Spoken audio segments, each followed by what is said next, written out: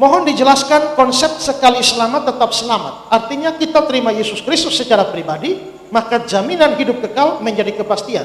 Ya, betul.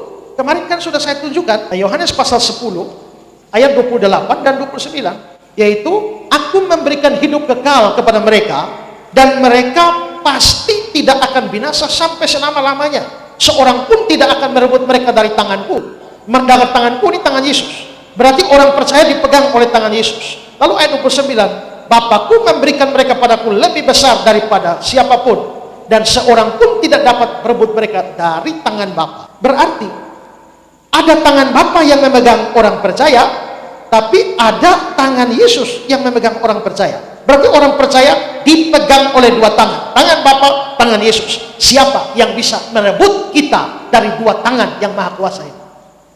Tidak ada. Karena itu, kalau dia bilang, aku memberikan hidup kekal, mereka pasti tidak akan binasa sampai selama-lamanya, maka kita pasti selamat. Sekali kita diselamatkan, kita akan selamat. Lalu apa gunanya pengakuan dosa dalam liturgi ibadah setiap hari Minggu? Kita mengaku dosa bukan supaya selamat, tapi kita mengaku dosa supaya hubungan dengan Tuhan jadi harmonis. Kenapa? Karena dosa mengganggu hubungan dengan Tuhan. Ya, di dalam Yesaya pasal yang ke-59 ayat 1, sesungguhnya tangan Tuhan tidak kurang panjang untuk menyelamatkan, pendengarannya tidak kurang tajam untuk mendengar, tetapi yang merupakan pemisah antara kamu dan Allahmu ialah segala dosa dan kejahatanmu, dan yang membuat dia menyembunyikan diri terhadap kamu sehingga dia tidak mendengar ialah dosamu. Berarti dosa menghalangi persekutuan dengan Allah, dosa membuat Tuhan tidak mau mendengar doa kita. Daud ketika berzina, dia masih menyembunyikan dosanya. Apa yang terjadi ketika dia menyembunyikan dosanya? Lihat ayat Mazmur 32 ayat 3. Selama aku berdiam diri, maksudnya berdiam diri belum mengaku dosa, tulang-tulangku menjadi lesu karena aku mengeluh sepanjang hari. Sebab siang malam tanganmu menekan aku dengan berat, sumsumku menjadi kering seperti oleh teriknya musim panas. Jadi ada penderitaan batin yang hebat kalau orang belum mengaku dosa. Dia tidak bisa bahagia.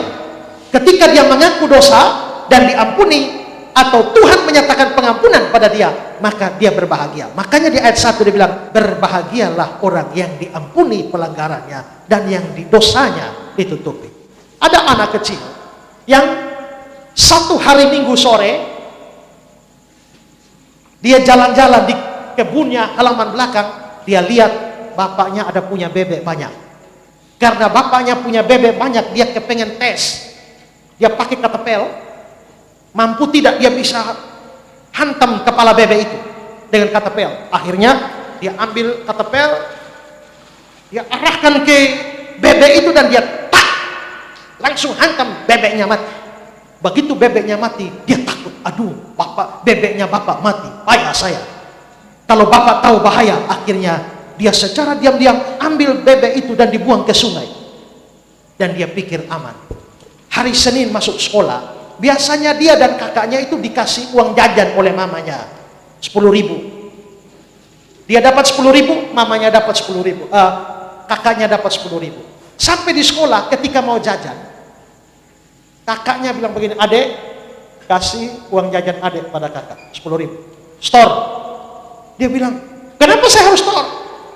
Kakaknya bilang, waktu kemarin adek mematikan bebek bapak, kakak lihat. Waktu adek buang di sungai, kakak lihat. Kalau adek tidak kasih 10.000, kakak lapor bapak, habis kau.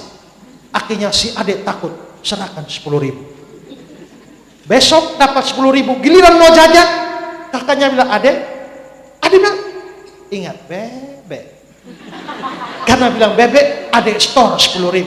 Hari Kamis lagi, begitu mau jajan, adek bebek, store lagi. Kamis, Jumat, Sabtu, lalu lama-lama adek pikir, sampai kapan saya ditindas oleh kakak saya? Tiap kali dia bilang bebek, saya harus store 10.000. Akhirnya dia bilang, daripada begini sebaiknya saya mengaku saja kepada bapak. Lalu akhirnya dia bilang, bapak, adik mau ngaku dosa. Hari Minggu kemarin adik jepret bebek bapak sampai mati. Adik buang di sungai, adik mengaku. Lalu bapak bilang, iya dek, waktu kamu jepret bebek bapak, bapak juga lihat. Waktu kamu buang di sungai, bapak juga lihat. Bapak hanya tunggu saja sampai kapan adik datang mengaku. Bapak sudah memaafkan adik dari minggu lalu. Hanya adik bapak tunggu adik mengaku.